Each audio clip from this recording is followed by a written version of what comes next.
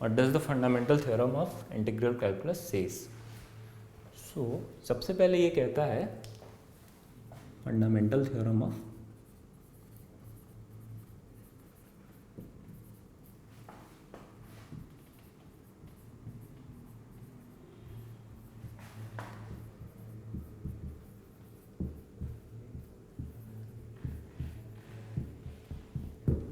Integral calculus.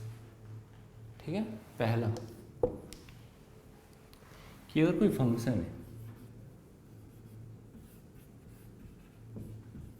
एक area function है,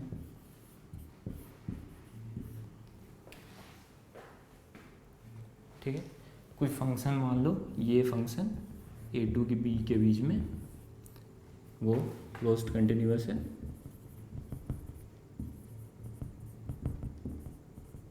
जो बेसिक रिक्वायरमेंट होती है एक फंक्शन की टू बी इंटीग्रेबल, मतलब इंटीग्रेशन जिसका हो सके, वैसे फंक्शन की जो बेसिक रिक्वायरमेंट होती है क्लोज कंटिन्यूअस, वो ये फंक्शन है और उसकी एरिया फंक्शन ax है। ठीक है, तो इस एरिया फंक्शन का जो डिफरेंशियल वैल्यू होगा, means that differential value of this, means if we differentiate this area function will get our primitive function back. मतलब अगर इस एरिया फंक्शन का हम डिफरेंशिएशन निकालें तो हमारा जो एक्चुअल फंक्शन है, तो जिस फंक्शन की हम एरिया निकाल रहे हैं वो हम पा सकते हैं। ठीक है, this is obvious, but this is the first fundamental theorem of integral calculus. ठीक है, ये इंटीग्रल कैलकुलस की पहली फंडामेंटल थ्योरम है। अब दूसरी,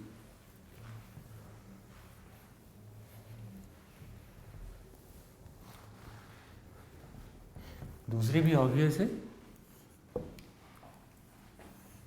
F of x D x, ये कोई एक फंक्शन है a to b। ठीक है, तो इसकी जो इंटीग्रल होगी वो एक्चुअली, इसकी इंटीग्रेशन क्या है, एफ ऑफ एक्स प्लस सी। ठीक है, कैपिटल एफ ऑफ एक्स। तो second fundamental theorem integral calculus ये कहता है कि अगर ये फंक्शन है और इसकी इंटीग्रल निकालनी है तो इसकी जो वैल्यू होगी ये होगी। ठीक है, ठीक है, अभी हम लोग जानते हैं कि ये ऐसा होता है, इसलिए ये आपको ऑब्वियस लग रहा है, but this is the actually the fundamental theorem of integral calculus. ठीक है, सो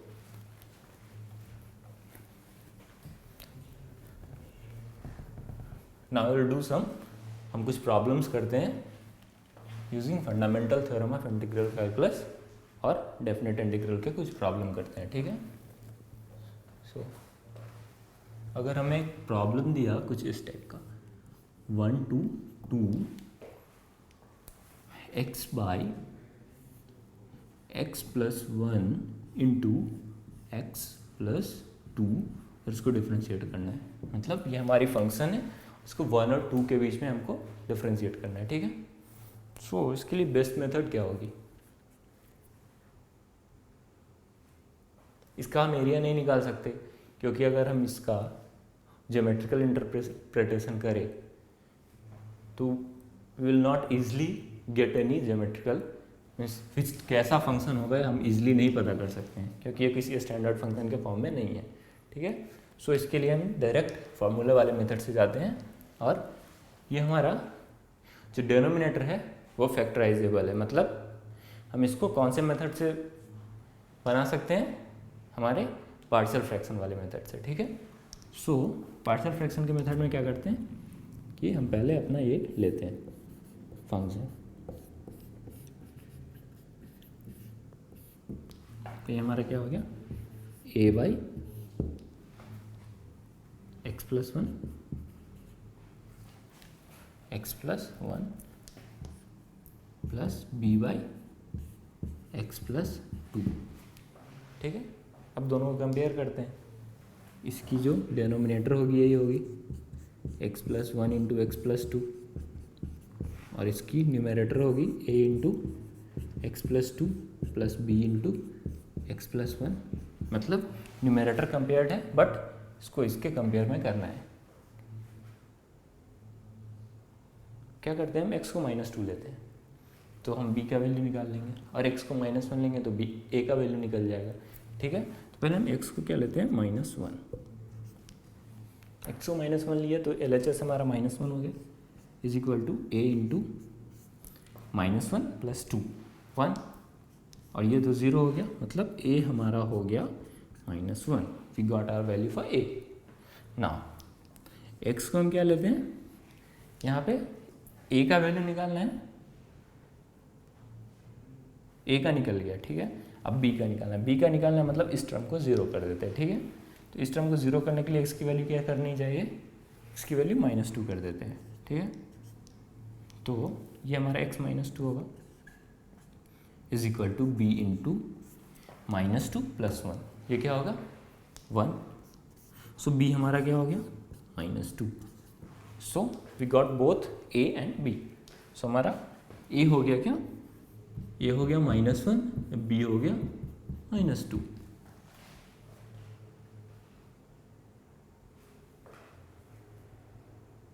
x is equal to x + 1, a into x + 2, b into x + 1, x -1 -1,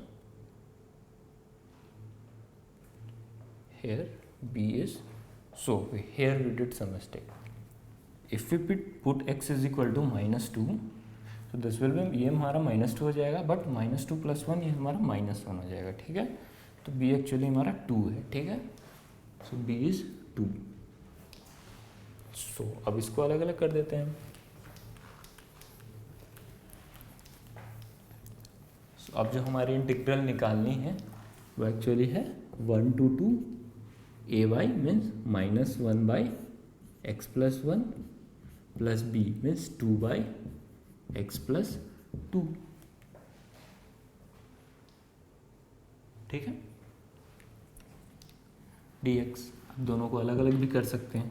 integral 1 to 2 -1/x + 1 dx plus integral 1 to 2 2/x + 2 dx। अब इसको पहले कर देते हैं, 2 बाहर आ गया, 1 to 2 1/x + 2 dx minus 1 to 2 1/x + 1 dx।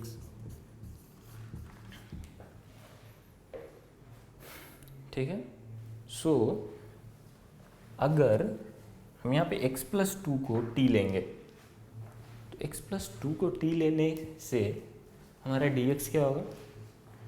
सो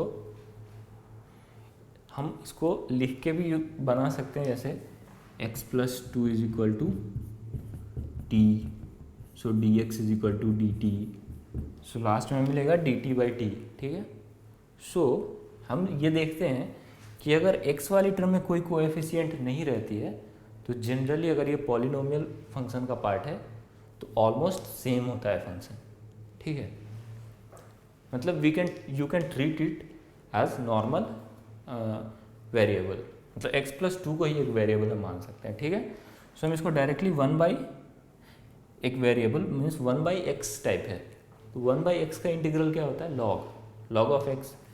सो हम इसको log ऑफ x कर सकते हैं, बट हमारा x क्या है, x + 2। We can go by this also, you can put t, but ये हमारा 3-4 मीन्स स्टेप ज़्यादा कंज्यूम करेगा। सो फॉर फास्ट कैलकुलेशन हम ऐसे माइंड में कैलकुलेट करेंगे कि अगर इस टाइप का है तो डायरेक्टली हम ऐसा लिख सकते हैं। ठीक है, ठीक है, ये 2 टाइम्स इंटू 1 to 2 हो गया माइनस, सिमिलरली ये क्या हो जाएगा, log ऑफ x + 1 हो गया, ये भी 1 से 2 तक है, 1 से 2 तक। ठीक है, ना अब इसको सॉल्व करते हैं, ये हो गया log of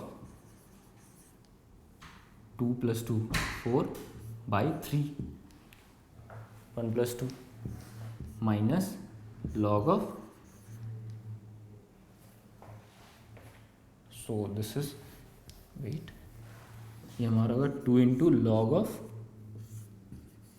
2 + 2 4 minus log of 1 है 2 + 1 3 माइनस लॉग ऑफ 2 + 1 3, ये माइनस है, और माइनस लॉग ऑफ 2, ये हमारा है। तो ये हमारा हो गया 2 into log of 2 square minus log of 3 minus log of 3 minus minus plus log of 2। तो ये हमारा हो गया log of a power b। ये क्या होता है, अगर log of a power b है तो इसको हम b इंटू लॉग a लिख सकते हैं। सिमिलरली लॉग 2 स्क्वायर को 2 log 2 लिख सकते हैं। 2 log 2 को 2 टाइम्स करेंगे तो 4 log 2 minus 2 log 3 minus log 3 plus log 2। ठीक है, सो 4 log 2 plus 1 log 2 5 log 2। So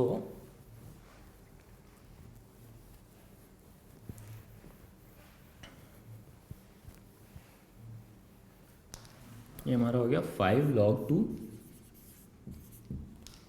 minus 2 log 3 minus log 3 minus 3 log 3 minus 2 minus 1 minus minus plus.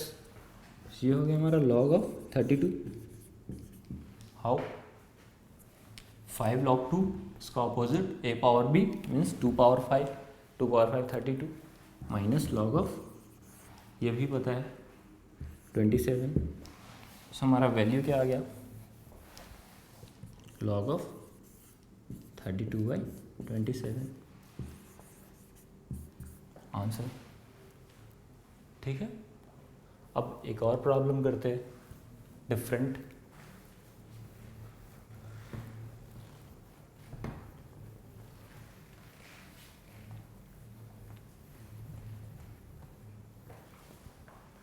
We have problem like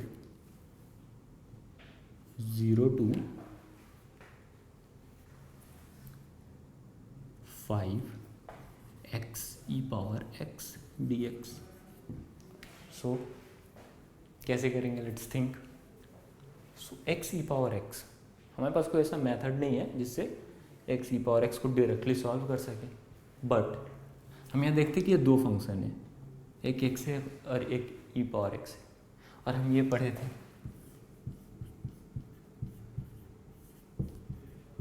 ये क्या होता है f of x integral of g of x dx minus integral of f dash x, ठीक है, into integral of g of x dx and whole का dx, ये हम जानते हैं।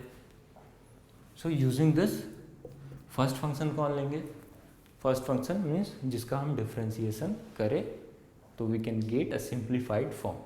तो e पावर x का अगर डिफरेंशिएबल फंक्शन लेते हैं, मतलब e पावर x को अगर हम फर्स्ट फंक्शन लेते हैं तो e पावर x ही मिलेगा। सो इससे कोई फ़ायदा नहीं है, बट अगर हम x को लेते हैं तो ये कांस्टेंट प्रोवाइड करेगा।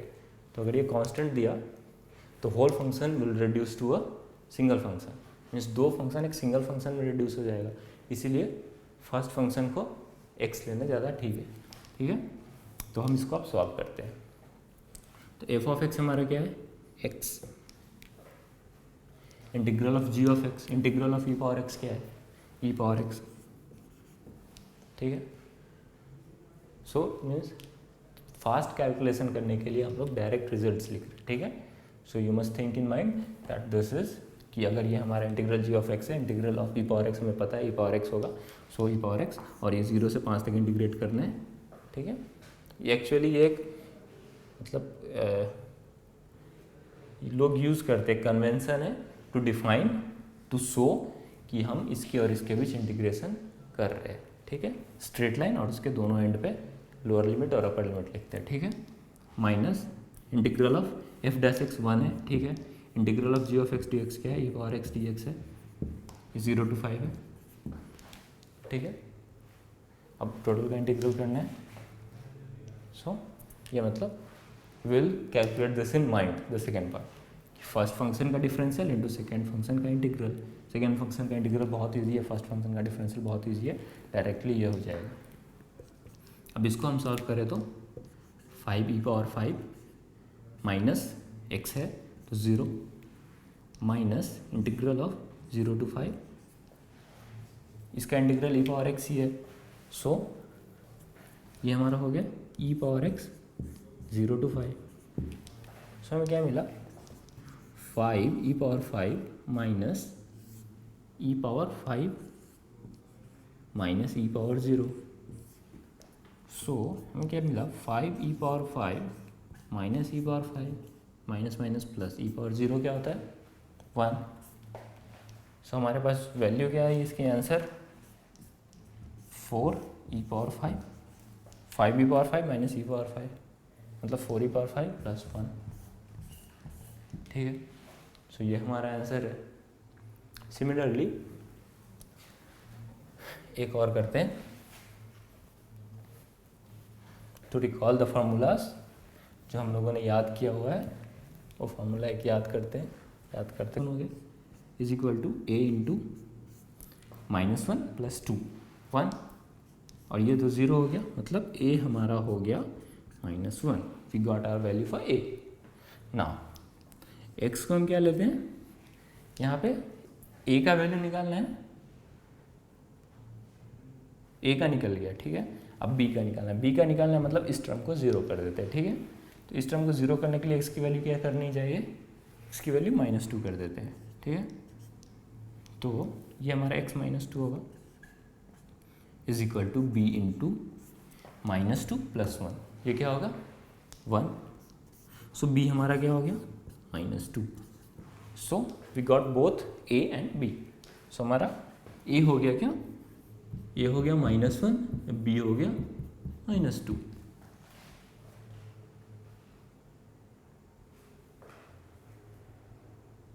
x is equal to x plus 1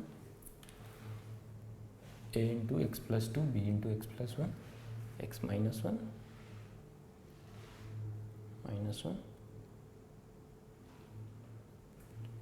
here b is, so here we did some mistake. If we put x is equal to -2, so this will be, ये हमारा -2 हो जाएगा, बट -2 प्लस 1 ये हमारा -1 हो जाएगा, ठीक है। तो b एक्चुअली हमारा 2 है, ठीक है। सो b इज 2। सो अब इसको अलग अलग कर देते हैं। so, अब जो हमारी इंटीग्रल निकालनी है वो एक्चुअली है 1 to 2 ay means -1 by x plus 1 plus b means 2 by x plus 2, ठीक है। dx अब दोनों को अलग अलग भी कर सकते हैं। Integral 1 to 2 -1 by x plus 1 dx plus integral 1 to 2 2 by x plus 2 dx। अब इसको पहले कर देते हैं, 2 बाहर आ गया, 1 to 2 1 by x plus 2 dx minus 1 to 2 1 by x plus 1 dx, ठीक है। सो अगर हम यहाँ पे x प्लस 2 को t लेंगे तो x प्लस 2 को t लेने से हमारा dx क्या होगा। सो हम इसको लिख के भी बना सकते हैं, जैसे x plus 2 is equal to t, so dx is equal to dt। So last में मिलेगा dt बाई t, ठीक है। सो हम ये देखते हैं कि अगर x वाली टर्म में कोई कोएफिशिएंट नहीं रहती है तो जनरली अगर ये पॉलिनोमियल फंक्शन का पार्ट है तो ऑलमोस्ट सेम होता है फंक्शन, ठीक है। मतलब you can treat it as normal variable, मतलब x प्लस 2 को ही एक वेरिएबल हम मान सकते हैं, ठीक है। सो हम इसको डायरेक्टली 1 बाई एक variable means 1 by x type है, तो 1 बाई एक्स का इंटीग्रल क्या होता है लॉग ऑफ एक्स। सो हम इसको log ऑफ x कर सकते हैं, बट हमारा x क्या है, x plus 2. We can go by this also, you can put t, but ये हमारा 3-4 मीन्स स्टेप ज़्यादा कंज्यूम करेगा. सो फॉर फास्ट कैलकुलेशन हम ऐसे माइंड में कैलकुलेट करेंगे कि अगर इस टाइप का है तो डायरेक्टली हम ऐसा लिख सकते हैं. ठीक है, ठीक है. ये 2 टाइम्स इंटू 1 to 2 हो गया माइनस. सिमिलरली ये क्या हो जाएगा, log ऑफ x प्लस 1 हो गया. ये भी 1 से 2 तक है, 1 से 2 तक. ठीक है ना. अब इसको सॉल्व करते हैं. ये हो गया log of 2 plus 2 4 by 3 1 plus 2 minus log of, so this is wait, ये हमारा होगा 2 into log of 2 plus 2 4 minus log of 1 है 2 plus 1 3 minus log of 2 plus 1 3, ये माइनस है, और माइनस log ऑफ 2, ये हमारा है. तो ये हमारा हो गया 2 into log of 2 square minus log of 3 minus log of 3 minus minus plus log of 2.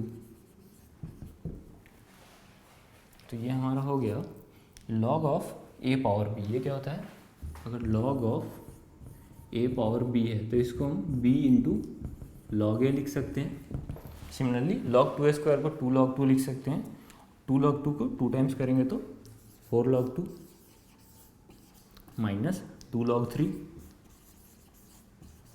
Minus log 3 plus log 2. ठीक है. सो 4 log 2 plus 1 log 2 5 log 2. So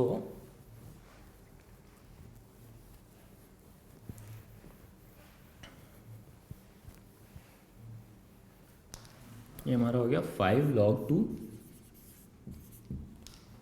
minus 2 log 3 minus log 3 minus 3 log 3